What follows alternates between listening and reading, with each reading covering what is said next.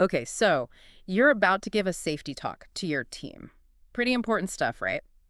We're diving deep into this HSSC World podcast episode to, help you kind of knock it out of the park. Think of it as like a crash course in becoming a safety guru. We'll uncover some seriously insightful stuff you can use to make your talk engaging and memorable. Oh, and packed with crucial info, of course. Yeah, I love that goal. And, it's interesting because this HSSE World episode starts off with a point that I think a lot of people miss, near misreporting. Oh.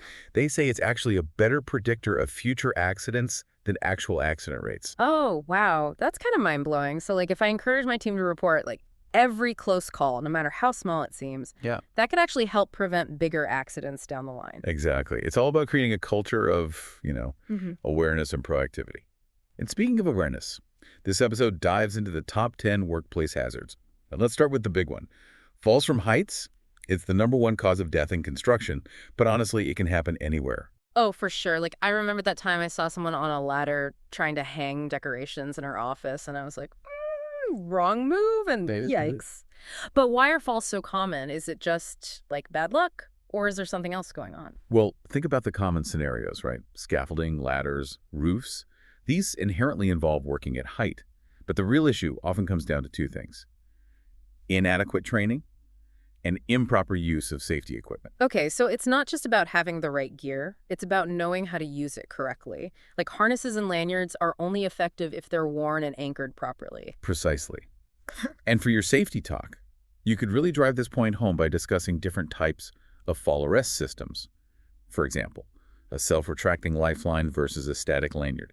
Each has its pros and cons depending on the situation. Oh, that's cool. That's a level of detail that I feel like most safety talks miss. It's not just wear a harness, it's understand the nuances of your fall protection system. I'm taking notes already. Speaking of potentially shocking situations, let's talk about electrical hazards. Yes. Electricity. We tend to focus on the big dramatic shocks.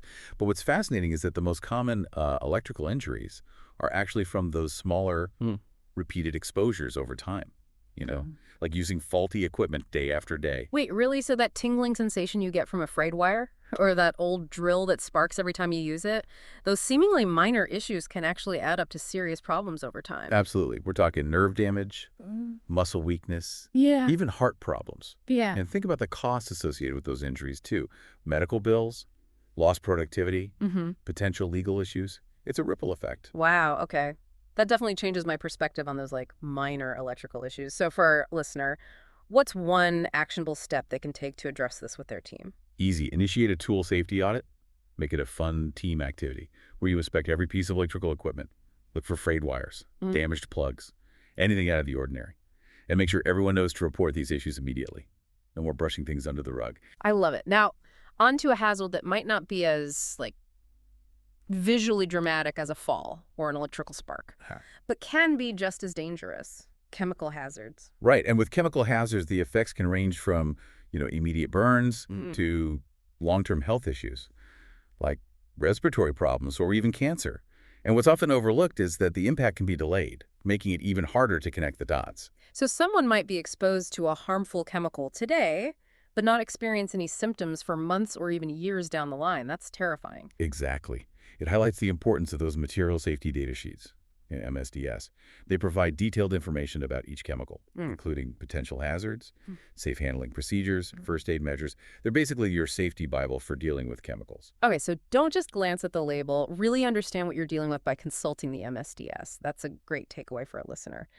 Now, what about those hazards that kind of creep up on you slowly? I'm talking about ergonomic hazards. Ergonomics. Yeah. It might not sound as exciting as falls or explosions, but it can slowly and surely wreak havoc on your body. Think back pain, carpal tunnel syndrome, Right. neck pain, all those aches and pains we tend to just accept as part of the job. Yeah. It's like death by 1,000 paper cuts, or in this case, 1,000 keystrokes. Yeah.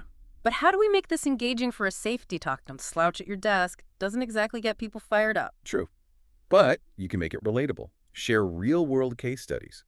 For instance, you could discuss how a company implemented ergonomic interventions. Adjustable chairs, keyboard trays, regular stretch breaks, and saw a significant decrease in musculoskeletal injuries and a boost in productivity. Ooh, I like that. It's not just about avoiding pain, it's about optimizing performance. Now let's shift gears to something a bit more fiery. We've got to talk about fire hazards. Absolutely. And when it comes to fire, it's not just about knowing how to use a fire extinguisher, though that's crucial, of course. It's about understanding the science behind fire. The fire triangle fuel, oxygen, heat, is a simple yet powerful concept that can really bring this hazard to life. Okay, so for our listener who's prepping their safety talk, how would they use this fire triangle concept to engage their team? Have them visualize their workplace. What are the potential fuel sources? Where's the oxygen coming from? What could be a source of ignition? By understanding how these elements interact, you can identify and mitigate fire hazards more effectively. It's like turning your workplace into a fire safety puzzle. Engaging, educational, and potentially life-saving. I'm digging it. Now, let's talk about something that might seem obvious, but deserves special attention. Machinery hazards. We're talking heavy-duty equipment with the potential for some, serious injuries. Yes. And what's often overlooked with machinery hazards is the human factor.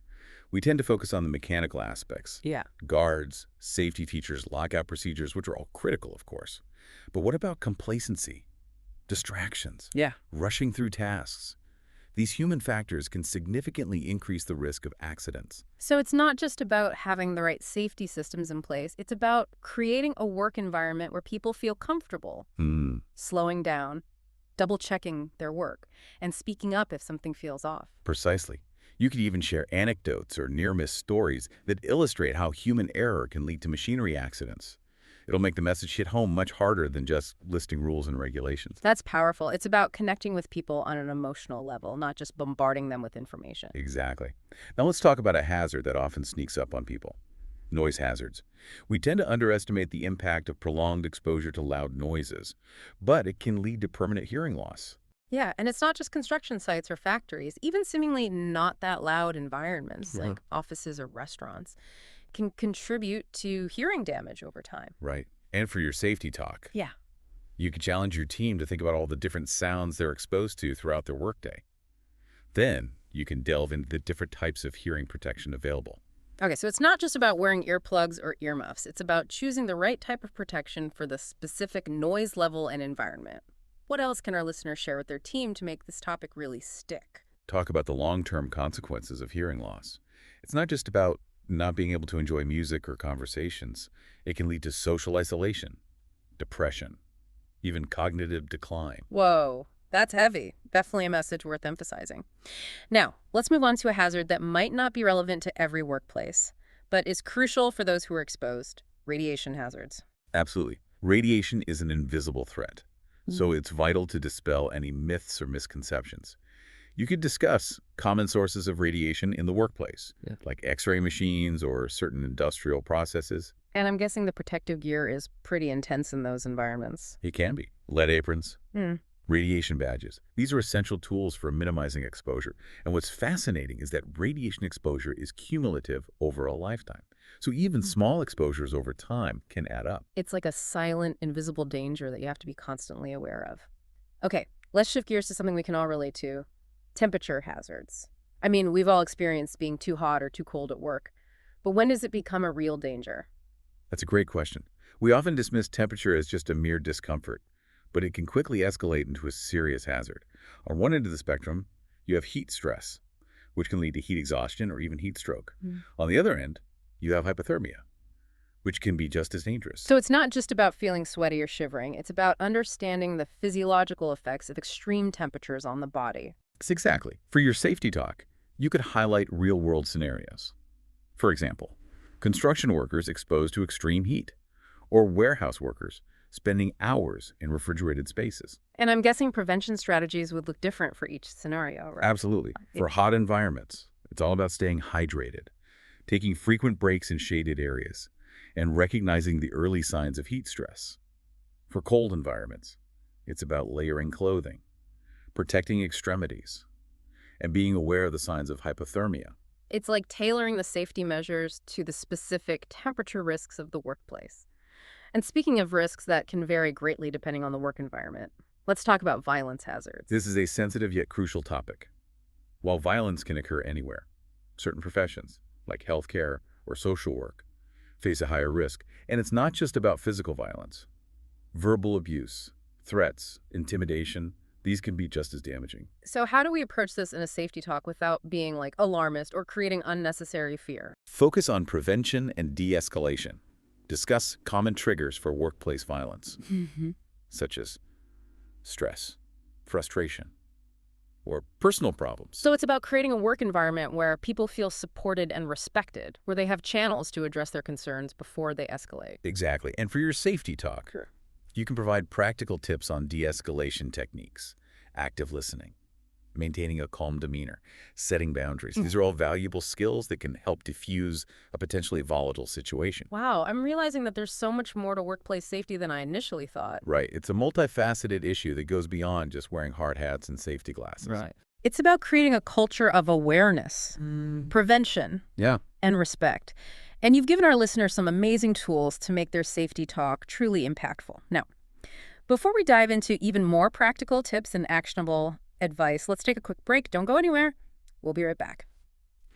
All right, we're back and ready to dive into more practical tips for making your safety talk a hit. You know, sometimes safety talks can feel a bit, well, preachy. How do we make sure the message actually sticks with our teams? That's where storytelling comes in. Instead of just listing rules, Yeah. share real-life examples, Yeah. anecdotes, even near misses. When people connect emotionally with the message, it's far more likely to resonate. Right. Like, remember when Sarah almost slipped on that wet floor? Let's learn from Sarah's close call and make sure it doesn't happen again. Exactly. And don't be afraid to make it interactive. Ask questions, encourage discussion, even use humor, appropriately, of course. The more engaged your team is, the more they'll retain. So it's about turning safety into a conversation, not a lecture. And I think a key part of that is making it relevant to people's everyday work. It's easy to tune out when you think, oh, that'll never happen to me. You're hitting at a crucial point. We need to bridge that gap between general safety principles and the specific tasks people do every day. So let's say you're giving a safety talk to a team that uses power tools. Instead of just saying, wear safety glasses, share a story about someone who experienced an eye injury and how those glasses literally saved their sight. Oh, wow. That's powerful. It's like suddenly those safety glasses aren't just a rule. They're a shield protecting something precious. Exactly. Yeah. And when you connect safety to real-world consequences, it becomes much more tangible, much more personal. Another powerful tool is data. Did you know that the cost of workplace injuries goes far beyond medical bills? I'd imagine so. What kind of costs are we talking about? There's lost productivity, the cost of retraining a new employee, potential legal fees, and even increased insurance premiums. When you put it all together, it paints a very compelling picture for investing in a strong safety culture. Yeah. It's like safety is not just a feel-good initiative. It's a smart business decision. Okay, so we've talked about engaging our teams, making it relevant, using storytelling and data. But let's be real. Sometimes people just want the quick and dirty version. What are some absolute must-know takeaways we can leave our listeners with? Excellent question. If I had to boil it down, I'd say there are 3 core principles to emphasize: awareness, prevention, and action. Okay. I'm liking this. Break it down for us. First, awareness. It all starts with being aware of the hazards that exist in your workplace. That means taking the time to understand the risks associated with your job, knowing what safety protocols are in place, and being vigilant about potential dangers. So it's like that saying, knowledge is power. Precisely. The more you know, the better equipped you are to stay safe. Next, prevention. This is all about taking proactive steps to minimize risks. That means using safety equipment correctly, following established procedures, and most importantly, speaking up if you see something unsafe. Yeah. Don't be afraid to be the safety champion, even if it seems like a small thing. Exactly. Even small actions can prevent big accidents. And finally, action. This is about knowing what to do in an emergency. Do you know where the fire exits are? Do you know how to use a fire extinguisher? Have you ever practiced your company's emergency procedures? Oh, wow. That's hitting close to home. I'm realizing I need a refresher on our emergency procedures. Stat. Do you have any tips for making this part of the safety talk more engaging? Turn it into a game. Yeah. You could create a fun quiz or a scavenger hunt to test your team's knowledge of emergency procedures. Make it a competition with prizes. People learn best when they're having fun. That's brilliant. So practice makes perfect. Even when it comes to safety, this is really making me think about how I approach safety in my own life, not just at work. That's fantastic to hear. Because safety isn't just a workplace concern. It's a mindset, a way of life. It's about being present, being aware, Yeah, and taking care of ourselves and each other. exactly. And when we approach safety with that mindset, Mm. we create a ripple effect that extends far beyond the workplace. Okay, that's giving me all the good vibes. But before we get too zen, let's bring it back to those top 10 hazards we discussed earlier. Any final tips or insights you want to highlight for each one? Absolutely. Let's recap with an action item for each hazard. Okay, I'm ready to take notes. First up, falls from heights. Action item. Before starting any work at height, conduct a thorough risk assessment, identify potential fall hazards, and implement control measures, like guardrails or safety nets. So it's not enough to just have the equipment. You have to actively think about the specific risks and how to mitigate them. Exactly. Next, electrical hazards. Action item. Implement a lockout tagout procedure for any electrical work. This ensures that the power is completely shut off before anyone starts working on the equipment, preventing accidental energization. Lockout, tagout. That's a lifesaver. Now, for chemical hazards. Yeah. Action item. Go beyond just reading the labels. Conduct a comprehensive inventory of all the chemicals in your workplace and make sure they're properly labeled, stored, and disposed of. It's like spring cleaning for chemicals. Right. Now, on to ergonomic hazards. Action item. Provide ergonomic assessments for your employees. This involves evaluating their workstations and making adjustments to reduce strain and improve comfort. And I'm guessing this goes beyond just adjusting chair height. Absolutely. It could involve providing ergonomic keyboards and mice, monitor arms, footrests, even standing desks. It's about customizing the workspace to fit the individual. Now for fire hazards, action item. Conduct regular fire drills and make sure everyone knows their evacuation route and assembly point. And make sure your fire extinguishers are readily accessible and properly maintained. You never know when you might need them. Yeah, it's like fire safety isn't just about prevention, it's about preparedness. Now, for machinery hazards, action item. Implement a robust machine guarding program. This involves identifying all potential hazards associated with each machine and installing appropriate guards to prevent contact with moving parts. And regular inspections are crucial to ensure that the guards are in good working order and haven't been bypassed or removed. Safety first. No shortcuts when it comes to heavy machinery. For sure. Now for noise hazards, action item. Conduct a noise survey to identify areas where noise levels exceed safe limits. Then, implement engineering controls, like sound-absorbing materials or quieter equipment, to reduce noise at the source. So it's not just about protecting individual workers, it's about creating a quieter work environment for everyone. Precisely. Now for radiation hazards, action item. Develop a comprehensive radiation safety program that includes training, monitoring, and the use of personal protective equipment. Safety first, especially when invisible forces are at play. Now, for temperature hazards, action item. Develop a heat stress management plan that includes providing shade, water, and rest breaks for workers exposed to extreme heat. And for cold environments, make sure workers have access to warm clothing and heated break areas. It's like tailoring the safety measures to the specific temperature risks of the workplace. Exactly. And finally, for violence hazards, action item.